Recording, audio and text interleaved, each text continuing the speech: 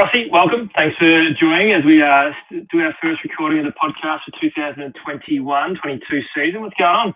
Pleasure to be here, Josh. Not much, mate. Just Saturday afternoon, losing money on the races and just watching a bit of footy Yeah, fight. so who's your hot tip to lose your money on the quaddie? Well, I actually went big on Artorias in the last and it didn't win, so it's now chasing my tail from here. So Yeah, that hurts the soul. But let's get into it. We're not going to go too far off the rails when talking about punting when we're already punting $50 of our finest money on this draft. So we'll get straight into it. Obviously, we did you know how the draft system works, but the system was pretty good, I thought. Get a horse, see where that horse comes, and that's where you get to pick your spot. And obviously, Corey took number one, probably no real brainer really. So got to pick one. I think from there it was all pretty simple until I took 14 when I think I had to pick 8 or like the 8th pick, and I took 14, which sort of then changed a few things. And what do you have the last pick or the third? I had the second last pick, so I had 13, you had 14, so it wasn't a great start to us, but it's actually not the worst spot to pick from in the back end of the round. Well, that's sort of like if you can't get McCaffrey and Cook, well, realistically, Kamara's probably not a bad one, but really, like I was pretty happy with my pick in the end, who slid, and even Eckler, I probably rated a little bit higher, but we can sort of talk about that a bit more as we go. But obviously, as expected, McCaffrey 1, Cook 2. If you had pick 1, would you have taken McCaffrey or Cook? I would have taken McCaffrey, I think, pick 1. I think he's involved in the passing game a lot more than Cook, so he gets that a lot. And Darnold's not a great quarterback, so they're going to lean on the run a lot as well. So agree. And then probably from there, it didn't really change too much. Kamara, Henry, pretty standard where you would have thought they would have been. Now, probably the big one that I was surprised with was Chubb. As we know in the Craig Bowl, we managed to get Chubb with pick 12. Yeah, exactly. So to be honest, I'm not as big on Chubb as a few others. So I think he's obviously very good and he's a top end running back, but I think he's more towards the back of that first round rather than sort of at pick 5. I think I would have taken both Jones and Elliott and probably even Jonathan Taylor ahead of him as well. You probably might even take Deontay Adams as well. So Deontay Adams, as a one above, and even to the point where I reckon if I had maybe even I don't know where I would have rated Chubb compared to Hill, and it was pretty easy considering I had pick 12 in that draft just to go with Chubb and Saquon straight up. Yeah, correct. Players available, but realistically, anywhere from probably Smacky to Riz, any of those guys probably could have got in any order. Yeah, exactly right. And I don't think anyone really made. Obviously, I think Chubb was a little bit of reach, but I think aside from that, I think there was no. I think you could justify every pick in that. I'm really big on Jonathan Taylor as well, so I think that was a really good pick. I would have taken him if it was at my pick, so Jake wouldn't have got him as it came back around. So I thought that was a really good pick over there. So did I, and then probably this is where Riz was messaging me through the draft, and he was a bit upset that I got Najee Harris. At pick, 15? But realistically, I was pretty happy to get Kelsey at 14. I was going to take Eckler if you didn't take him. But I actually didn't mind Riz committing to 2 wide receivers once he didn't get a running back, which is pretty funny. So I think the combination of wide receiver was better than going Tyreek Hill, Joe Mixon. Yeah, and I think so. And I think if you get 2 of the top 4 or 5 wide receivers, which there's every chance those 2 guys will be, it sort of really does set you up. It's sort of, as we sort of spoke about before, there's a lot of depth at receiver. So I went running back, and that's just because I thought there was some receiver depth going on. But you can't go wrong getting 2 of the top 5 wide receivers either. Absolutely, and that's probably where. And then Goody probably drafted pretty well with DK Metcalf. Ridley was good for Sarge, and this is probably where I get. Probably Chopper. I reckon Chopper reached a fair bit with Jacobs. I would have gone Montgomery personally. Jacob, yeah, or he could have got Hopkins. So he could have got Adams and Hopkins and done the same as Riz and gone 2 wide receivers first up, and then he would have complemented pretty well. Yeah. Interesting to see Mahomes go off the board that early for Ladsy, considering he picked up a running back first up. Yeah. Obviously, I'm obviously a big Mahomes fan, but I wouldn't have taken him. I just don't think there's any need to take a quarterback. I think the difference between the top 12 quarterbacks was about 6 points per game last year. And whereas you look at the top sort of 12 or 14 running backs, I think the difference in points per game was about 10. So I think obviously you get a lot of value from Mahomes, but I just don't think if you look there's just so much depth. You look Prescott got taken in the 4th, Wilson in the 5th. I got Rodgers in the 7th. And I don't think Mahomes is going to outscore any more than 3 to 4 points, those guys. No, correct. And that's probably where I wonder if Ladsy would have his time again if he would go Montgomery or Dobbins just to solidify that running back, considering the lack of depth where I know that you and I were speaking through this, how we were trying to get running backs early, and even if it was so much that we had some trade currency, we were really trying to stock up because we knew that guys that went, like Riz went the 2 wide receivers, but the guys that went the wide receiver running back combo, we're going to have to start taking running back at some point through the draft. Yeah, exactly. Right. And then we can talk about O.J. Simpson. I think he actually picked pretty well with Waller into Dobbins. And after 3 picks, I was looking at Corey Michaud going, he has nailed his draft.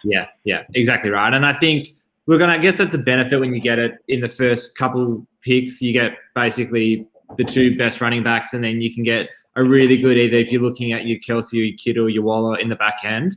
And then Corey went a quarterback. I probably wouldn't have gone that, but I can see the reasoning behind that because then he has to wait another 24 picks. And if you are big on that, then I think he's done well there. And I think Dobbins I've got Dobbins in my other league, and I really like him. I think he'll probably they don't want Lamar to run as much, and Baltimore are going to be a run first team always. So I think Dobbins going to get fed quite a fair bit. Yeah, he'll get plenty of the ball, which is probably good. I personally like the Alan Cole. It's just probably if you look at Corey's ability to get in a quarterback after, so we can skip forward a little bit and we'll come back to the picks in between Allen and Murray. But you look at Murray gone after, Lamar Jackson gone, and Dak gone pretty quick. And so realistically, he's looking at Dak or he's looking at Herbert at his 4th or 5th pick. So really, like I think you go early and you get Allen, or you go late and you're trying to get a Rodgers, a Stafford, a Ryan, or a Baker Mayfield. Exactly. And I think I was actually really big on a few late round quarterbacks. Like I thought, as you and me have spoken about before, I thought Stafford could have a really big year. I think he's super talented and he's got more weapons there than he had in his whole career at Detroit. I also think Tannehill could have a good year as well as a sort of another late round flyer. And then there's a few others there. So that's why I'd sort of ruled out taking a quarterback in the first 6 rounds, but that was just from my own personal research. And I can see if you want Allen or Mahomes or Murray, they're going to be points galore, really. Yeah, absolutely. And I think when we come back to Dobbins, he's already got the 2 running backs. So unless Corey was going to stack up on a 3rd running back just for his flex position, he's probably actually ended up drafting pretty well. And I think so. I really like David Montgomery as well, so I think that's a great pick. Yeah, so do I. So I had him last year in our other league, which he was really good bang for buck. But then we sort of go, you got Dobbins, Swift, McLaurin, Kittle. Ladsy, interesting call because he one running back, a quarterback, and then a tight end. Probably if I didn't pick up Kelsey, I'm probably waiting until like all the research I did was saying get a quarterback, get a tight end. Around round 7. Yeah. If you're not going to go early on a tight end because Kelsey scores like your running backs. Yeah, exactly. So then Carson goes, Pitts goes, same thing. Probably as we spoke about, reach with Jacobs. I don't mind the Pitts call, but I just think that there's probably better players available for him, even Thielen or Sanders. Yeah, and that Pitts, like in a rookie keeper league, there's obviously a bit of benefit from it, but I think also Pitts to average. I think what his ADP is in sort of the 40s. And so for him to achieve that, he needs to have the best statistical season of any rookie. So which like he could well have, but I think Ridley's still going to be the guy there. I don't think he's going to control the offense. I think a lot will go through him, and Ryan loves to throw. But I think I would have, if Pitts was around in the 4th or 5th, I would have taken him, but I wouldn't have taken him there. And look, I didn't love the Jacobs call. I didn't love the Pitts call. So in the first few rounds, they're probably my 2 reaches, to be honest. Yeah. I don't think they're probably not the 2 worst reaches in the whole draft, but they're probably the 2 worst reaches at that point. Correct, exactly right. So you look at that, Thielen goes about where you expect him to go, considering who's gone before him. I didn't mind. I actually don't mind. Looking back at Riz's draft, I don't mind the Kyler Murray pick. Because he's gone 2 wide receivers, he's committed to not taking running back. So he's strengthened up his roster, potentially going to get the 2nd best quarterback depending on how Murray plays. Like he could easily move, and he could easily knock Allen off, and he could easily compete against Mahomes most weeks. Yeah, absolutely. Henderson, good pick for you, I think. But then obviously we drafted before Etienne. So that's okay. Like I was happy with him and Harris, but realistically, it's a bust just because he got injured. Probably 48 hours after. And he was going to get a lot of carries, but Najee's, like, in reality, he's probably the leading candidate for offensive rookie of the year. She's going to get absolutely fed at Pittsburgh, and this happens when you draft a month before the season. There's going to be injuries. First year. Absolutely. And then Hunt, I was pretty happy with. Got my 3 running backs, my tight end. So got my flex position covered. Obviously, at the time, my flex position was covered, so that's okay. Evans, we started, as we spoke about, as we drafted, we sort of spoke about how we needed to get some wide receivers in, and that was a target. From there, once Murray went, if you were trying to draft a quarterback, you had to go after Lamar pretty quick, didn't you? Yeah, exactly. And that's what happens when people take quarterbacks in the first and the second and third rounds. Like, it puts pressure on others to draft quarterbacks early because they're going to thin out pretty quick, and someone pulled the trigger on Lamar and Dak, and who I would have as the next couple anyway. And yeah, and realistically, for Sarge, you probably Gaskin, maybe, like, if you're probably being critical, you're probably going after Gaskin or Davis.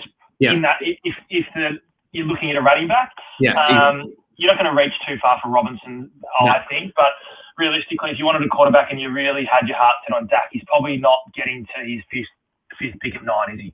Yeah, exactly right. And I think particularly because so many quarterbacks had already been started to be taken, I think he probably would have gone before then. So Sarge probably had to pull the trigger. You and I probably wouldn't have, but if that's his strategy, then it's worked reasonably well because he got Sermon in the next round, who I think is a great pickup.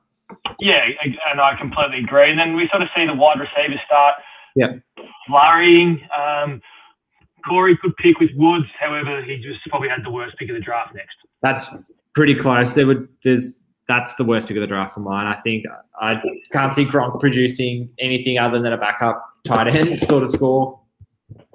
Yep, and then the reason I think it's the worst pick, I think I got him with our last pick in the Craig Bowl. So you got to look at it like that. I still think he could have got a bit more running. He could have got one more running back before.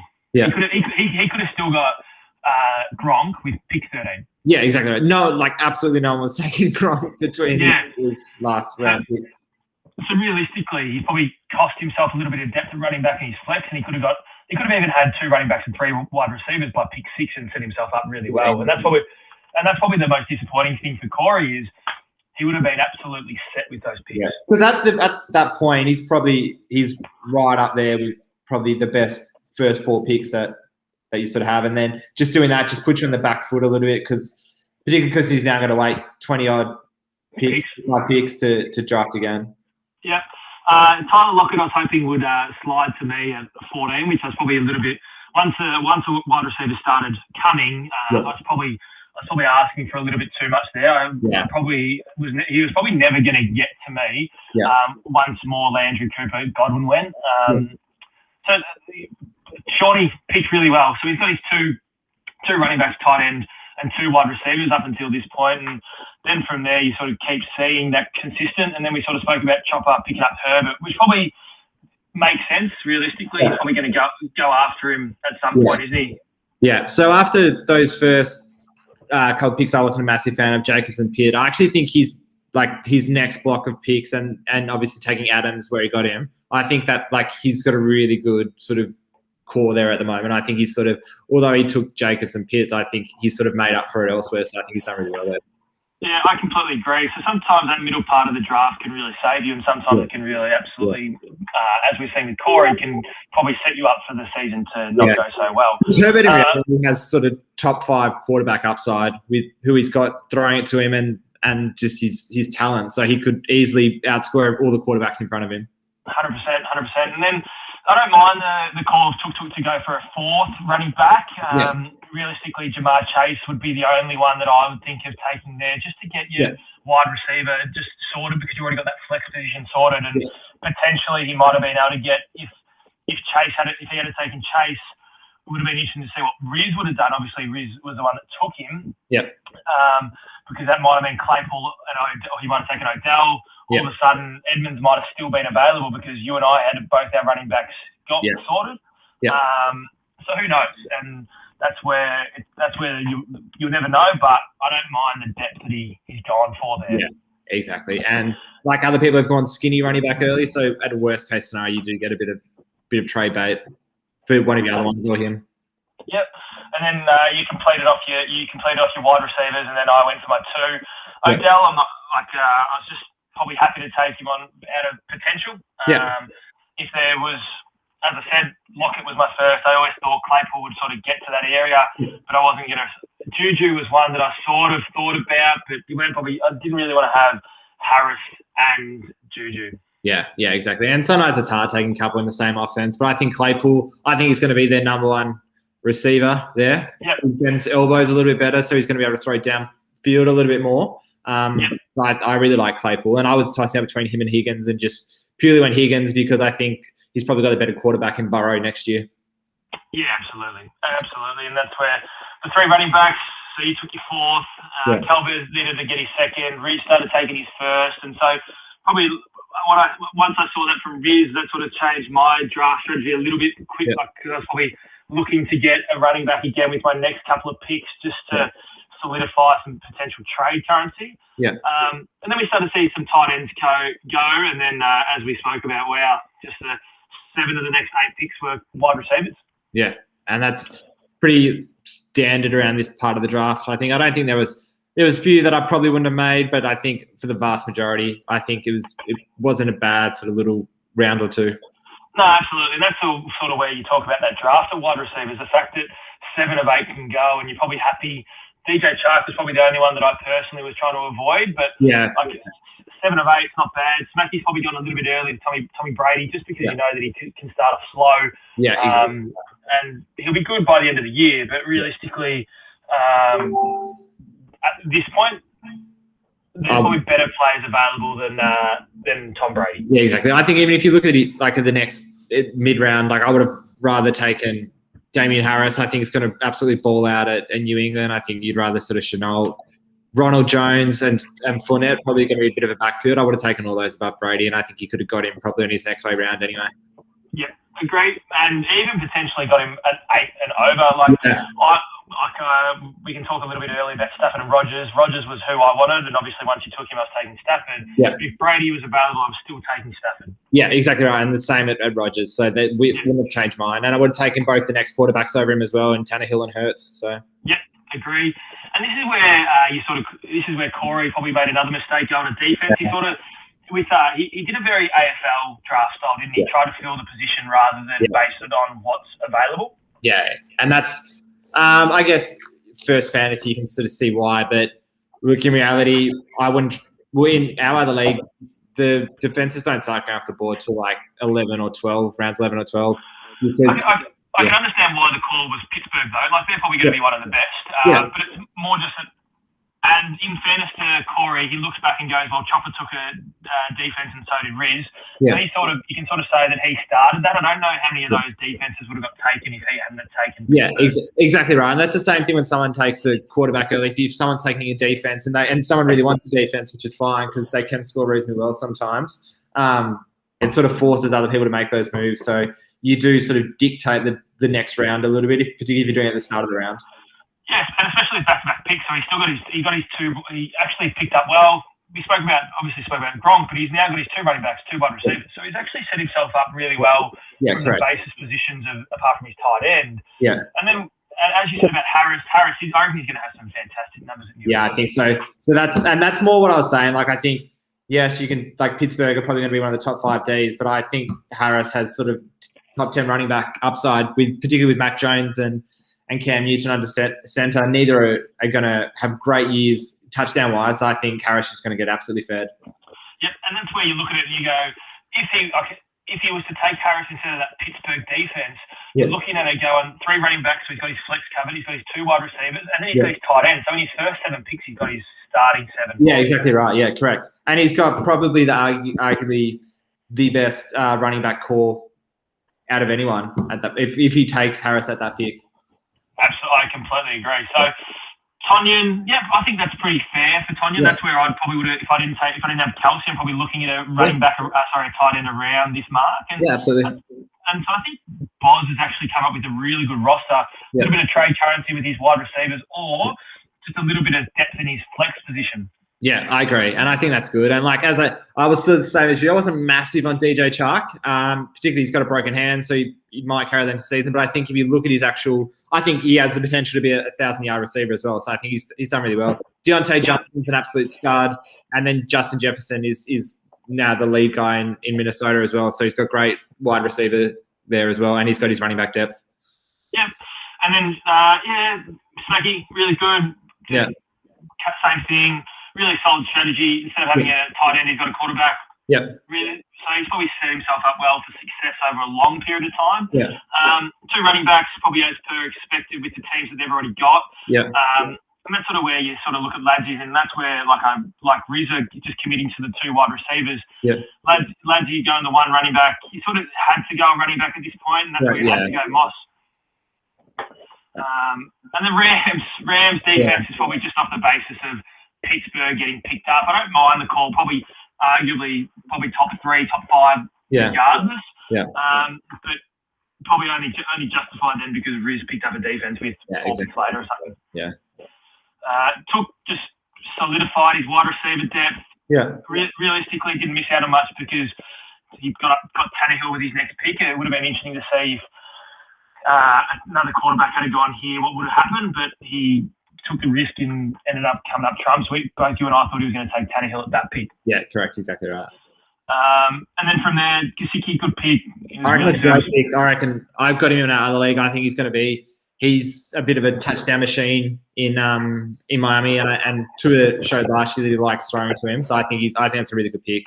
Yep. Tampa, on the basis of the fact that got picked up, is probably a fair call. I think so. Similar to what we spoke about with Kyler Murray.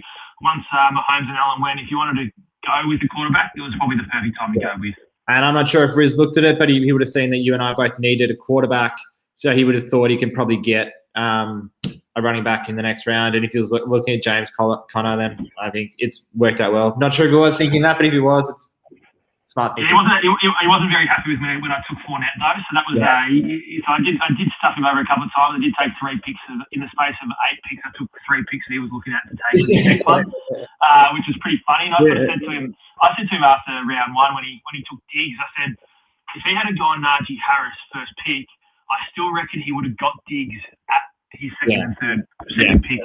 And that's sometimes what you got to think about when you're in the back end of in the round. You're like, well, if you're tossing out between 2, who are you more likely to get it as it comes back around? So yeah, agree. And that's sort of why, as we spoke about, that's why I picked 14, and that's sort of why sometimes having the picks taken away from you in your scenario, 13 actually works really well. Yeah.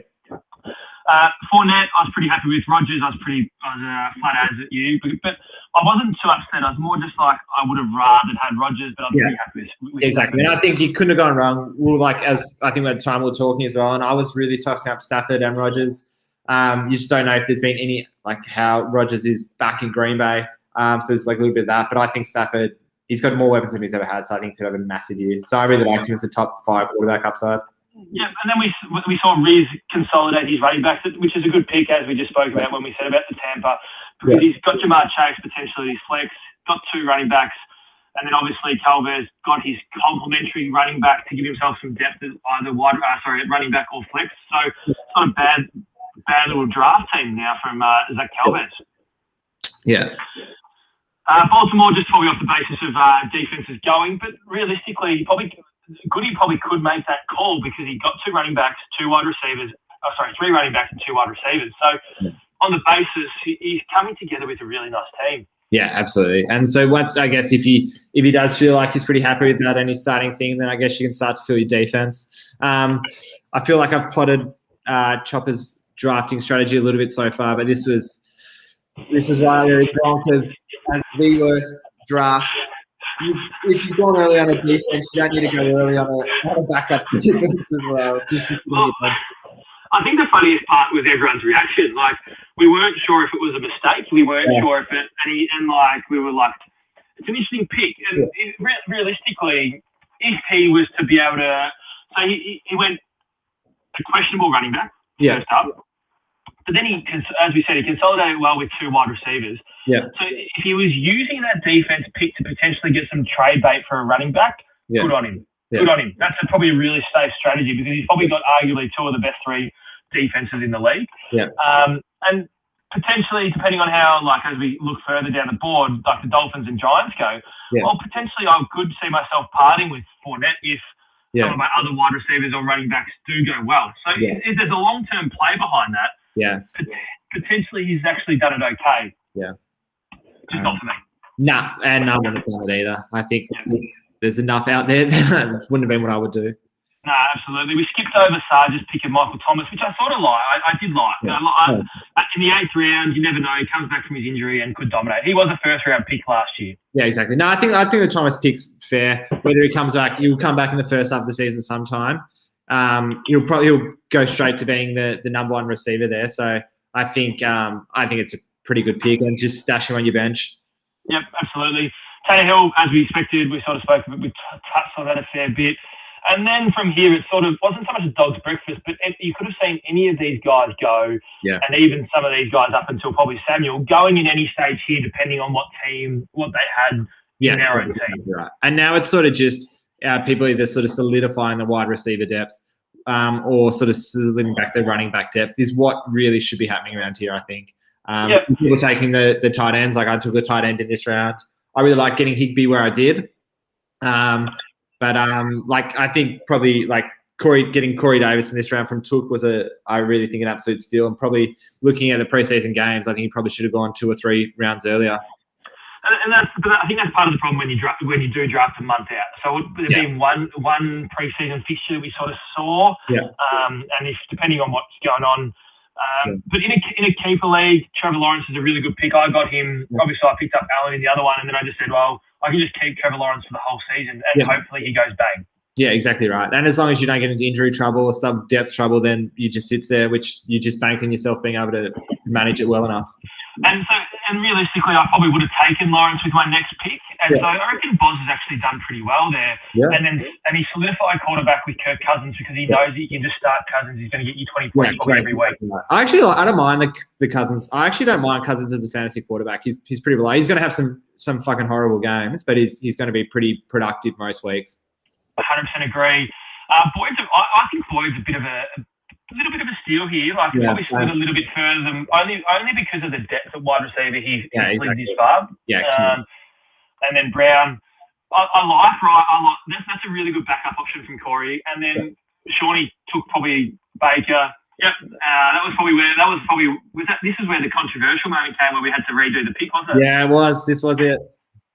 So that was a bit of fun, but it was good because Corey's went Brown, Ryan, bang, bang, and then we gave him that pick back, which was good because from there, I think Patuna's got a really good pick in Cole Beasley. He was my flex last year and scored quite well, so he's probably one of those ones that just flies under the radar. To Cole Beasley. Well, he was an All-Pro last year, so he's just going to be. And Allen is. We know the way Buffalo have no run game, and they're going to throw it. So whether you got Stephon Diggs, who's probably going to be the leading receiver again, or you got Cole Beasley, or even I picked up Emmanuel Sanders through the week in trading. So I think they're going to be really heavy passing team. Yeah, we'll touch on that trade as we go a bit further on. So the Trey Lance pick from Ladsy is a really solid pick as well, I reckon. Yeah. When he's already got Mahomes. Yeah, well, that's the thing. I don't know. I'm not massive on drafting it back. I guess in a 14-person league, it's a little bit different, but I'm normally not massive on drafting a backup quarterback if you just got to sit him on your bench. But potentially, so you've seen Brady go early with Snappy. Yeah. Potentially, Ladsy has set himself up with a bit of trade currency, depending on how things go in San Francisco with Trey Lance. Yeah. Yeah, and there's every chance, and Shanahan still won't commit to Garoppolo being the starter, so there's every chance he could start, and Shanahan's system always produces pretty good offensive results. And I don't think he really missed out there either. Like, he sort of... Nah, that's the thing. Like, he could have taken Cole Beasley at the next pick, which I probably would have rather. But if you're committed to taking a backup quarterback there, I think he's taking the best backup quarterback available. Yeah, it'd be interesting. So we talked about your tight end picking through there. So you probably got a steal through here in the ninth. Yeah. We ended up skipping down one by accident, but that's okay. Yeah. But we got Sarge picked up a set, Niners defense, Drake, Jones, Williams. yeah, I probably reached a little bit with the goal off, but he's got big playability as well. So that's the thing. You got to factor into what you're looking for with him. You've already got your flex sorted, so it's sort of like a matchup thing now. You're looking if you're going to play him in a flex position. Yeah, and then we can probably, absolutely. I agree. Probably looking back, like I probably thought he wouldn't be there, but I didn't realise Gage was still on the board. I thought Gage. I think that Gage pick where you got him is one of the best picks of the draft. He's I think he'll get more. I think he'll see more volume than what Pitts will see, for instance, and you've got him in basically the 11th round. And Matt Ryan will throw the ball to him. So it's always a positive. But this is where we see again, same thing. This whole round was based around depth. Yeah. Calvert's got his 4th running back. Yeah. Rid's got his 3rd running back, which I like because it means he's got a bit of flexibility between his flex between Jamar Chase, Williams, and Hines. Yep. And he can keep Jamar Chase just the whole year and potentially have a keeper next year just off the basis of taking him. And you know that he's going to get better every year. Yep. We look down into the 11th. Gallup. Butcher's not a bad kick there from Sean, depending, because he's already got 5 wide receivers and 3 running backs. So it's probably the time to get that. Yeah, exactly. And this is where you start looking at what your makeup of your team is, I think. And then Darnold, just back up, another backup. So realistically, I don't think anyone really got round 11 wrong. As we just spoke about Gage, that was a steal. I was going to kicker just to get a kicker. Yeah. I was happy with Bass, and that's sort of where you got your backup tight ends. Probably Hunter Henry's a good pick. Be interesting to see how he's played in New England. Yeah. What was it, 2 years ago? Was he the number 2 tight end? Exactly. So that's the thing. I think Henry's got massive upside. Especially with the way Belichick wants to play with tight ends as well. So, that's probably not a bad one when you've already got Gesicki. When you've already got Andrews and you got Andrews early. So it's not a bad. It's a pretty good pick. Well, if Henry starts playing well and scoring well, then you can even play Henry at a flex, and if you got Andrews there, so that sort of sets you up there. Yep. From there, again, same thing.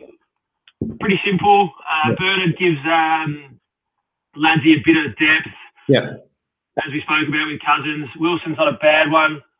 When you've already got Brady, Jones, Ertz, tight ends have to go. You need some sort of backup, and you might get a steal at some point. I really like this pick from Boz, actually. I was hoping New England would get to me just because,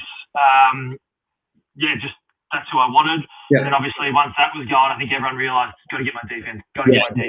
Correct. And then, Evan Ingram, and then again, 2 years ago, number 3 it was a top 5? Yeah, exactly. Midway through the season, he was a top 5 and then broke his neck or back or whatever. It probably hasn't been the same since, but if he does get back to that form, he's a really good player. Exactly. He's got a bit of problem with drops over the last year since he's been back, but if he fixes that up, he'll score pretty well. Yeah. Kickers had to go, so realistically, there's not much difference apart from you just want an accurate kicker this year, obviously with lots of points for a miss. Yeah. And then I was pretty happy with Hooper just as backup when you've already got Kelsey. Yeah. And then from here, it's just a bit of a dog's breakfast. You probably could have got anyone. And I really do like the White pick from Corey. Yeah, no, I agree fully. I think White, he's always relatively solid, and he'll have a couple of good games. He'll be used on check downs. He's like the receiving back, so if you need him for a flex, and that's his 3rd running back, and I think it's a pretty decent 3rd running back. And if you get him on the right, if you're using him only in the bye weeks, you might get him at the right time as well. He might explode one game, and in that bye round, it might change your whole season because you pinch one just off his own performance. Yeah, exactly right. Now, on to the big stuff. The first trade of the season has been proposed, and I believe it's widely been accepted. It hasn't been vetoed by the league. Yeah. So were you the proposer or were you the receiver? No, Sarge actually came to me with it. And he first offered me Tua for Sonny Michel, and I don't think you need a backup quarterback just to sit on your bench. And particularly if you got a backup quarterback, that I think there's better options on the waivers. Not going to do it. But then we sort of had a bit of back and forth. He offered Penny for him. I'm not huge on Penny, but I didn't mind him. But then I sort of had a look, and we came to Sanders, to Michelle. I think it was a relatively fair trade. Michelle, the Rams have obviously traded for a reason to get him, and have given up sort of a couple of picks for him. So I think he'll be used. I think he'll be probably used in the red zone. So I think he'll be touchdown dependent, but I think he'll be sort of a top 30 sort of running back. And so if you're looking for your 2nd running back, that's pretty good. And I was happy getting Sanders. I like Buffalo's throwing game. I think he'll potentially be the number 2 option. Depends who they go with, Beasley or him. But once again, they traded to get him, so I'm pretty happy with that. I love trading though, so I always trade. Absolutely, that's sort of where we sort of already spoken about this. That's where the keeper's really good because it keeps that interest. So you might see, say for instance, say Ladsy's team isn't going too well, he might just start trading for some kids just to see, just to hold on to them. And then when it comes to draft day next year, just have to nominate. And that we might have seen 2 preseason games, and he might say he might get Najee Harris off me, probably unlikely, but or like as an example, but he might give up Chubbs and Mahomes for that sort of to get him to keep him for next year. Yeah, no, I agree. So that's where it gets interesting. But looking forward to it, it's going to be a good league. I think there's a bit of banter going back and forth, and it seems like there's a bit of openness to trades. But that's the key, just keeping people engaged and looking forward to it.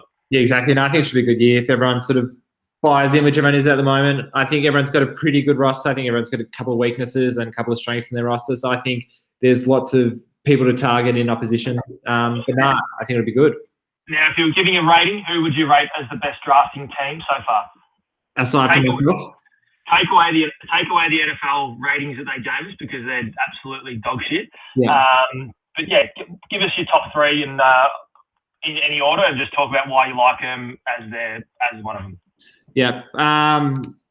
I think I really liked O.J. Simpson's first sort of up into I think his whole sort of draft was pretty good. I really liked his first sort of 3 running backs, and then I think Cup there is a great pick. He scored 4 touchdowns last year. The year before he scored 10 and he was sort of still a top 10, 12 receiver last year. I think it's really good. And with Stafford coming in, just changed his game again, so it might get him back to that form of 2019. Well, that's what I think. So I think there's huge upside there, and I would have taken him if he came back in that round. I really like looking at the sort of towards the back of that round. I think you drafted really well. Obviously, Anthony Hurts, that sort of really screws up the sort of your first 3 picks, but I think overall that was pretty good.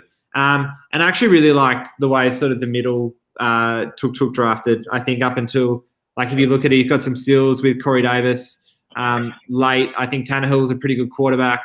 DJ Moore he's going to be the guy in Carolina. Yeah, and I think both all of Aaron Jones, Chocolate Eclair, and Sanders are all going to be pretty good running backs. So they're probably my top 3 there. Yeah, I'd probably agree with OJ. Barazio, I really liked how he solidified his running backs and probably got arguably one of the better wide receivers in Jefferson for a bit of a steal in terms of because you know that he's going to be really good in that Minnesota offense. Yeah. And yeah, again, same thing. You and I have had pretty similar draft strategies. So I'm always probably going to like your draft when it's a similar strategy to mine. Yeah. Which is always interesting, but by far the worst I've ever seen was Chopper's Whoppers. It was a whopper. He did have some whoppers, and it wouldn't have. If you asked me one team I didn't want to have right now, that would probably be the one team. But he's got some big upside in it, but there's a lot of risk there. Yeah, and obviously the one with the bit finally probably just touch on is Corey. He's probably got the biggest upside just because he's probably got 2 of the best. He's got the best running back, and Montgomery's known to go big. Woods can go big, and but realistically, that Gronk pick, I think, and the Gronk and Steelers pick could come back to hurt him, but it could also be a phenomenal pick if Pittsburgh defense average over 10 a game. Yeah, exactly. And I think Corey's first 4 picks were really, really good. And then, look, if you change that Gronk to just someone of the next that went in that round, whether you got a Lockett, a Johnson, a Higgins, he's automatically, it probably becomes having the best draft. But I completely agree. Yeah, I think his team's pretty good overall, but I think he sort of lost it in that middle, and then I think he drafted a few. And also, I don't see the necessity to draft 3 tight ends either. That was one of the more bizarre ones. I think he was looking for a bit of depth, and he didn't realise that tight end there'd be enough tight ends that he could just pick them off waivers if he was really struggling for a tight end. But I wonder if the panic set in, realising that Gronk was a bad pickup. Yeah, well, that's the thing. And at least if he realised he might have made a little mistake there, he sort of tried to correct it a little bit. And both Ertz and Ebron are not bad picks. Yep, I fully agree. So, well, we look forward to doing this on a weekly basis once the season gets started. We'll get some special guests in from the group each week, which will be good, just to hear how they're going, and we'll keep touching base throughout. Sounds good. I look forward to it. Awesome. Thanks for joining, mate. No worries, mate. See you later.